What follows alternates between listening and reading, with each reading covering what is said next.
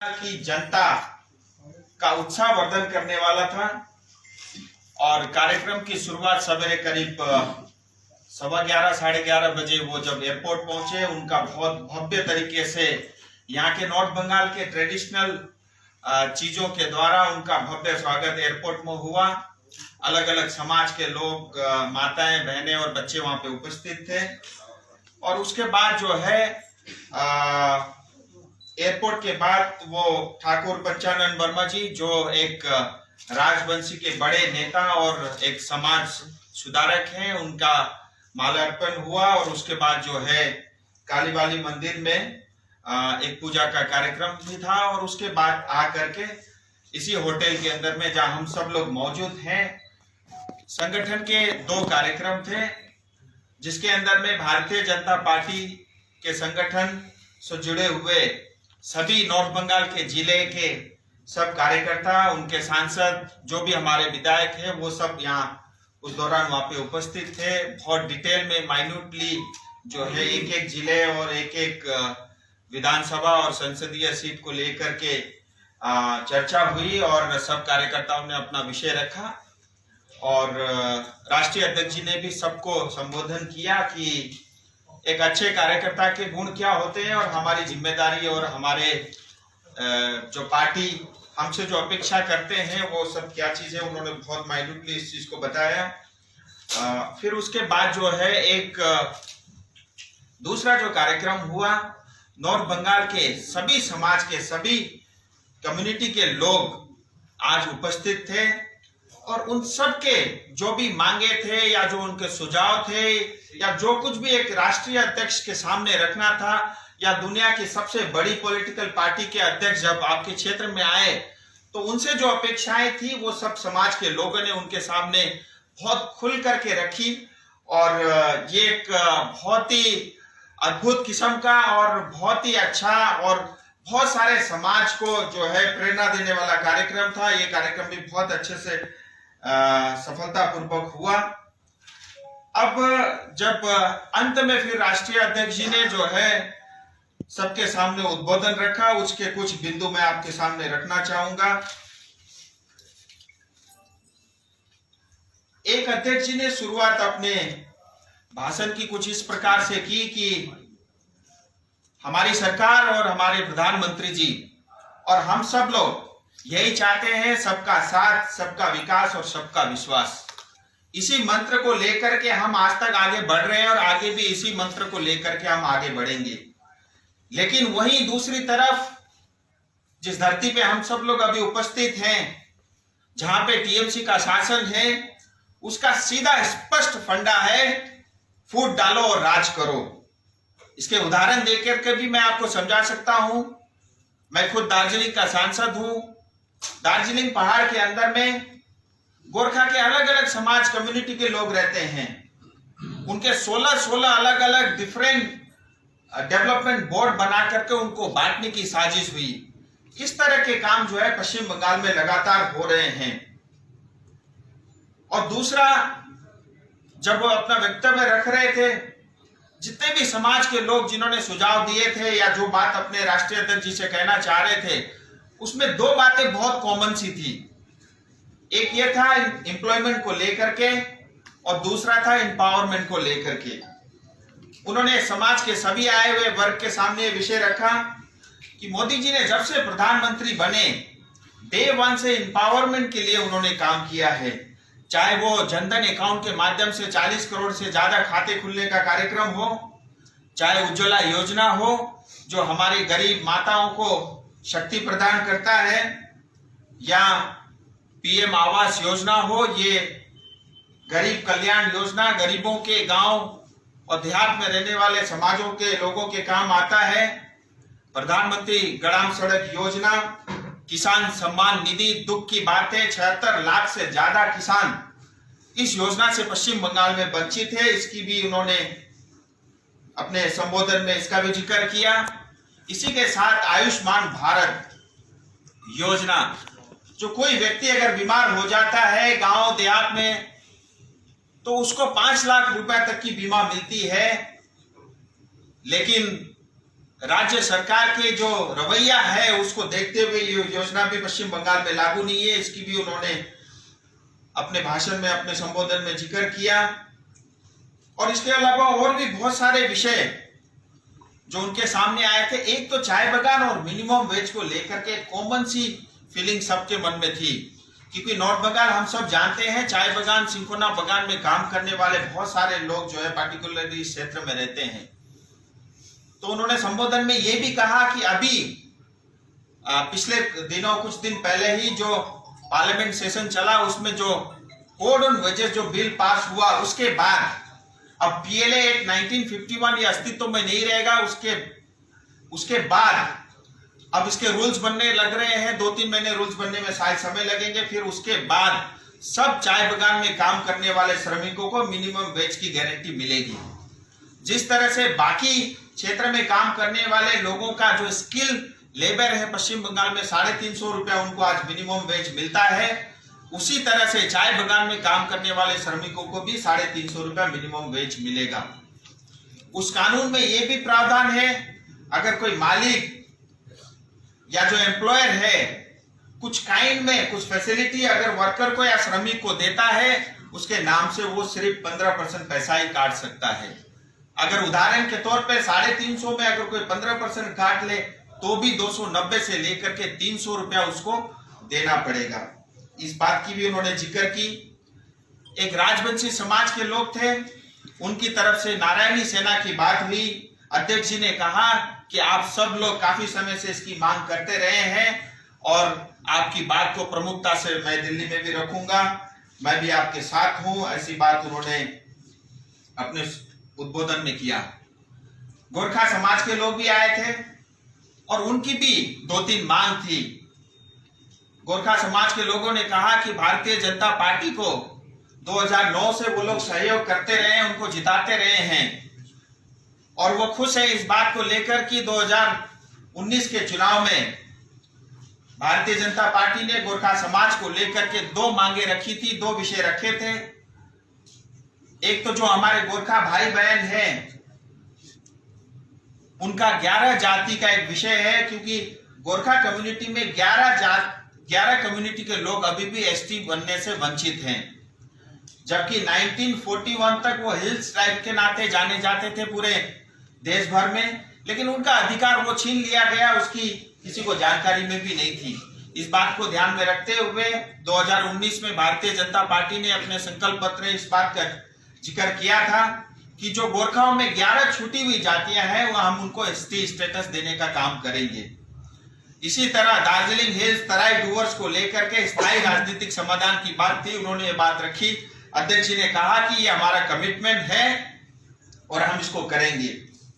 इसके अलावा cinchona plant की भी बात हुई, किसी एक साथी ने इस बात का जिक्र किया तो अध्यक्ष जी ने स्पष्ट कहा कि हिमाचल प्रदेश से मैं आता हूं और हिमाचल प्रदेश में हमने एक प्लांटेशन मेडिसिन प्लांटेशन हब बनाया, उसी के तर्ज पे जो है जो हमारे पास सिंकोना बागान की इतनी 20,000 एकड़ से ज्यादा जमीन है उसके अंदर में टीएमसी तोड़ता है, बीजेपी जोड़ता है, तो पहाड़ का जो ये बहुत सारे बोर्ड बना के जो डिवीजन बना है उसी के मुताबिक ऐसे होता है। देखिए उन्होंने कोई स्पेसिफिक उदाहरण नहीं दिया, मैं उदाहरण देकर के आपको समझा रहा था। देखिए ये 4.5 साल तक टीएमसी सिर्फ लूटने का काम करती है। जब चुनाव पास आता है 6 महीने तक फिर पैसा दे करके, लालच दे करके, अलग अलग तरह के प्रोपोगंडा करके उस समाज के साथ निकटता दिखाने की काम करती है। मैं कहना तो नहीं चाह रहा था, आपने प्रश्न पूछा है। आज टीएमसी पश्चिम बंगाल में एक धर्म विशेष को लेकर के काम करती है और जब चुनाव सामने आता है, चुनाव निकट आता है तो बाकी धर्मों के लोगों को भी जो है अलग अलग तरह के चॉकलेट्स देने की कोशिश होती है। सो ये बात स्पष्ट दर्शाती है, ऐसे बहुत सारे उदाहरण है पश्चिम बंगाल में जो ये टीएमसी की सरकार करती रहती है। और कोई सवाल? तो सर एक्चुअली कुछ दिन पहले अमित शाह ने बताया कि बिहार तेजी से बढ़ रहा है for development because there is a good relation between the centre and the state. everybody knows there is no good relation between the state and the center in the question of Bengal and center, Mamata Banerjee and Modi. So my question is, how many development projects have been stalled in Bengal as well as in North Bengal, proposed by you and others, member of parliaments?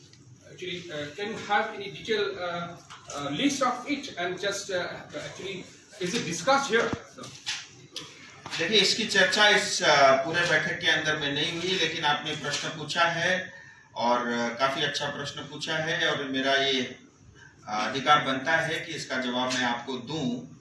एक तो मैं आपको ये स्पष्ट कहना चाहता हूं कि पश्चिम बंगाल में जो टीएमसी की सरकार है ये जन विरोधी है, ये एंटी पीपल्स पॉलिटिकल पार्टी है। क्योंकि अगर आप जनता के साथ होते तो आयुष्मान भारत को आप नहीं रोकते, अगर आप किसानों के साथ होते तो आप जो है किसान सम्मान निधि योजना को नहीं रोकते। ऐसी जितने भी योजनाएं जहां केंद्र सरकार डायरेक्ट डीएफटी के थ्रू उस उपभोक्ता तक सीधा पैसा पहुंचाने का काम करता है, उस योजना को टीएमसी सरकार विरोध करती है। तो इससे ये बात स्पष्ट है, ये प्रमाणिक है कि आज टीएमसी पार्टी केंद्र सरकार के जो अलग अलग योजनाओं से जो पैसे आते हैं, उस पैसे से टीएमसी पार्टी अपनी पॉलिटिकल एक्टिविटीज करती है। आपको मैं एक उदाहरण देके बताना चाहूंगा, ये मनरेगा और पीएमजीएसवाई, ये जो प्रधानमंत्री ग्राम सड़क योजना, इसके अंदर में इतनी बड़ी धांधली होती है पश्चिम बंगाल के अंदर में। जेसीबी ला करके रोड की पहाड़ की खुदाई होती है और लोगों के नाम दिखा करके जो है बहुत सारा पैसा उसके माध्यम से लूटा जाता है और वो सारा पैसा जो है पॉलिटिकल पार्टी के नेताओं के जेब में जाता है, उनके कॉन्ट्रैक्टर के जेब में जाता है। सो मैं सीधा स्पष्ट ये कहना चाहूंगा कि ये जन विरोधी पार्टी है, ये लोक विरोधी पार्टी है, किसान विरोधी पार्टी है, ये जो हमारे पश्चिम बंगाल की गरीब जनता है उसके विरोध करने वाली ये पार्टी है। लेकिन आप देखिए, प्रधानमंत्री मोदी जी जब से वो प्रधानमंत्री बने, गांव के लिए, गरीब के लिए, किसान के लिए, श्रमिक के लिए दिन और रात मिलाकर के 18 से 19 घंटे तक रोज काम करते हैं। किसी तरह हम जो है गरीब को आगे बढ़ा सके, किसी तरह हम किसान को आगे बढ़ा सके। ये स्पष्ट दिखता है, उनकी योजनाओं में दिखता है, उनके भाषणों में दिखता है। और मुझे लगता नहीं कि उनकी बात को कोई गलत प्रूफ करे ऐसा कोई व्यक्ति भी हमारे सामने होगा, क्योंकि वो अंदर से बोलते हैं, दिल से बोलते हैं। जिस तरह से वो काम करते हैं उस तरह से अपनी बात को वो रखते भी है जनता के सामने। और पूरा हिंदुस्तान, आज तो पूरा बंगाल भी जो है बीजेपी में हो चुका है, पूरा हिंदुस्तान मोदी जी पे ट्रस्ट करता है। और टीएमसी दूसरी तरफ जनता को सिर्फ लूटने का काम करती है। देखिए, 34-35 साल तक सीपीएम ने राज किया और जो है पश्चिम बंगाल की स्थिति काफी खराब हुई, लेकिन पिछले 10 साल में बहुत तेजी से जो है पश्चिम बंगाल को खराब करने का काम जो है टीएमसी की सरकार ने किया। और यहाँ का प्रशासन, यहाँ का पुलिस आज वो टीएमसी का कैडर बन के काम करता है। वो एक ऐसा लगता है पुलिस ना होकर के एक पॉलिटिकल पार्टी का नेता और कार्यकर्ता है। और सबसे ज्यादा टेररिस्ट फैलाने का काम, सबसे ज्यादा टेरर फैलाने का काम पश्चिम बंगाल की पुलिस और यहाँ की प्रशासन करती है। कुछ और ऐड कर मुझे बोलना है तो आप बोलिएगा। एक्चुअली वो डाइवर्सिफिकेशन ऑफ फंड का बारे में बहुत सारी चर्चा चल रहा है। सेंट्रल गवर्नमेंट का फंड आता है तो दूसरी जगह डाइवर्ट करके दूसरा प्रोजेक्ट में काम करते हैं, उसका अपना नाम है। तो actually any plan to launch a star against the Trinamool Congress before assembly election which is just 6 months just. देखिए दादा, मैं आपको ये कहूंगा कि आज जो 2021 की चुनाव की स्ट्रेटेजी आपके सामने आज तो मैं शेयर नहीं करूंगा, चुनाव में बहुत टाइम है और अभी इस तरह के लेकर के बहुत बैठकें भी हुई नहीं। जैसे समय आएगा मैं बताऊंगा। लेकिन आपने एक बात अपने प्रश्न में पूछा था, मैं कुछ ढूंढ रहा था कि आपने अपने क्षेत्र के लिए क्या किया। देखिए, मैं हमेशा बता रहा हूं कि पिछले 1.5 साल से मैं सांसद हूं। लेबर बिल पास करने में मैं खुद लेबर कमेटी का मेंबर था, 1.5 साल तक मैं लगा रहा। कोरोना संकट के समय में हर हफ्ते मीटिंग होती थी, फिर भी मैं उसको अटेंड करता था। मिनिमम वेज की मैंने बात की, ईएसआई अस्पताल की सुविधा इसमें मिलेगी। ये पूरा हिमालय का क्षेत्र, ये पहले जो भारत सरकार ने जो हिमालय कंसोर्टियम बनाया था उसका हिस्सा नहीं था पश्चिम बंगाल, अब जो है नीति आयोग ने इसको भी इंक्लूड किया है। और दार्जिलिंग के अंदर में, कालिम्पोंग के अंदर में, पूरे पश्चिम बंगाल में सबसे ज्यादा रोड्स और हाईवे के काम जो है हमारे क्षेत्र में हो रहे हैं। कालिम्पोंग जाने के लिए 2 अल्टरनेटिव हाईवे बन रहे हैं, दार्जिलिंग जाने के लिए एक अल्टरनेटिव हाईवे बन रहा है, कोरोनेशन ब्रिज का अप्रूवल मिल चुका है। और भी जो है मतलब सिलीगुड़ी के अंदर में जो ट्रैफिक को डीकंजेशन करने के लिए जो योजना है उसके ऊपर में काम चल रहा है। खरसों के अंदर में रेल म्यूजियम बन रहा है, ऑल इंडिया रेडियो खरसों को डिजिटलाइज कर रहे हैं। नेशनल हाईवे 10 हम सब जानते हैं, हर बार बारिश के बाद जो है वहां पे बहुत एक्सीडेंट होते हैं, उसको ऑल वेदर रोड जो है भारत सरकार बना रही है। पीएमजीएसवाई में बहुत सारे रोड अप्रूव हुए हैं, एमपी लेट फंड में 2.5 करोड़ रुपए आया था अकाउंट में, वो सारा मतलब वो प्रोजेक्ट अप्रूव हो चुका है। लेकिन फिर भी मैं यहाँ पे कहना चाहूंगा, प्रोजेक्ट अप्रूव होने के बाद भी आज तक डीएम ने पैसा रिलीज नहीं किया। क्यों नहीं किया ये वही जानते हैं। मैं चाहूंगा आप जब भी डीएम से मिले ये प्रश्न जरूर करें। पीएम रिलीफ फंड के माध्यम से करीब 90 से 100 लोगों का जो है इलाज करने में अभी तक सहायता मिली है। और विष्णु चटर्जी जी हम सब जानते हैं, नॉर्थ बंगाल में कोविड के एक वॉरियर थे जिनकी मतलब डेथ हो गई थी, लोगों की सेवा करते 50 लाख रुपए भारत सरकार की तरफ से उनको मिला। और कोरोना के समय में पीपी किट हो, मास्क हो या और भी जो भी वेलफेयर के काम हो सकते हैं, ये सब काम देने का जो है काम किया है। और बस यही है कि आज के इस दौरे से जो है कार्यकर्ता और आम जनता तक दिल को छूने में हमारे राष्ट्रीय अध्यक्ष जी जो है सफल हुए हैं। और पिछले 9-9.5 साल से एक घटिया किस्म की सरकार जो है पश्चिम बंगाल में चल रही है, न जिसका कोई सिर है, न पैर है, न कोई विजन है और न ही कोई सोच है। और इस तरह की सरकार के कारण पश्चिम बंगाल का बहुत नुकसान हुआ है। देखिए आज पश्चिम बंगाल में किसी चीज की कोई कमी नहीं है। मतलब आज देखिए गुजरात के अंदर में मतलब एक रेगिस्तान था, दूसरी तरफ पाकिस्तान था, लेकिन उसके बावजूद भी इतनी तेजी से जो है गुजरात ने विकास किया है, पूरे हिंदुस्तान में नंबर 1 स्टेट बना है। हमारे पास कोस्ट लाइन है, हमारे पास सबसे ज्यादा बारिश होती है, हमारे पास सबसे ज्यादा नोबेल पुरस्कार पाने वाले लोग हैं पश्चिम बंगाल के अंदर में।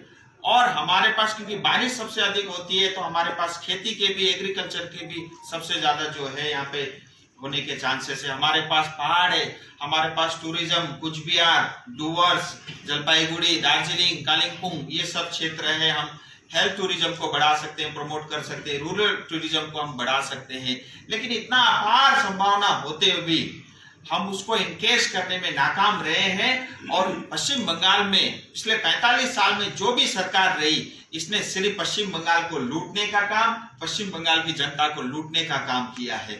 एक समय अंग्रेज हिंदुस्तान को लूटते रहते थे और आज 45 साल से पश्चिम बंगाल में टीएमसी और सीपीएम की सरकार ने हमारी जनता को लूटने का काम किया है। बहुत बहुत नमस्कार, धन्यवाद। आप भी पहाड़ से हैं और जैसे आपने मेंशन किया कि बहुत सालों से पहाड़ी लोग बीजेपी को सपोर्ट कर रहा है और मोदी जी ने भी भाषण में पहले ही स्टेट कर दिया था कि गोरखालैंड को वो सपोर्ट करेंगे। तो क्या जनता, पहाड़ का जनता का सवाल हमेशा से यही रहा है कि गोरखालैंड कब मिलेगा? तो आपको क्या कहना है कि गोरखालैंड मिलेगा भी या नहीं? देखिए मैं स्वयं भी गोरखा हूँ और आपकी भावनाओं को कदर करता हूँ। और गोरखाओं से लेकर के जो भी मुद्दे थे, हमने शायद बीजेपी को तीसरी बार जो है मदद की है। मुझे नहीं लगता इतने सारे विषय कभी पार्लियामेंट तक पहुंचे थे या गूंजे थे। और लगातार जो है बीजेपी के राष्ट्रीय अध्यक्ष हो, क्योंकि आज भी उन्होंने इसी बात का जिक्र किया, चाहे प्रधानमंत्री हो चाहे गृह मंत्री जी, उन्होंने हमेशा कहा है कि गोरखाओं के साथ जो है बीजेपी एक चट्टान की तरह खड़ी है। और मैं आपको एक बात और भी बताऊं, देखिए हम सब गोरखा राष्ट्रभक्त, देशभक्त होते हैं और भारतीय जनता पार्टी भी राष्ट्रभक्तों की पार्टी है और हमारा एक नेचुरल अलायंस भी है। लेकिन मैं उनकी पीड़ा भी समझता हूं क्योंकि इतने साल, 11 साल बीत गए हैं, लेकिन फिर भी उनके जो मांगे थे उनका कोई समाधान नहीं हुआ। और मुझे लगता है इस बार जब दूसरी बार सरकार बनी बहुत तेजी से काम चल रहा है। लेकिन हमें ये भी देखना होगा कि पिछले 7-8 महीने में कोरोना के कारण ऐसे कोई भी फैसले, कोई भी काम नहीं हुआ है। उससे पहले बहुत तेजी से, चाहे वो 370 जम्मू कश्मीर का विषय था, बोरोलैंड का इशू था, ब्रू रेंज से रिलेटेड इशू था, सीएबी का कानून था, या ट्रिपल तलाक का विषय था, लेबर रिफॉर्म से लेकर के जो विषय थे, ये सब विषय को करने में जो है भारतीय जनता पार्टी सक्षम रही है। और भारतीय जनता पार्टी ने हमेशा ये कहा है कि हम दार्जिलिंग, तराई और डूवर्स के लेकर के स्थायी राजनीतिक समाधान के लिए हम प्रतिबद्ध है, हम कमिटेड है। आप निश्चिंत रहिए, ये काम जरूर होगा, अवश्य होगा।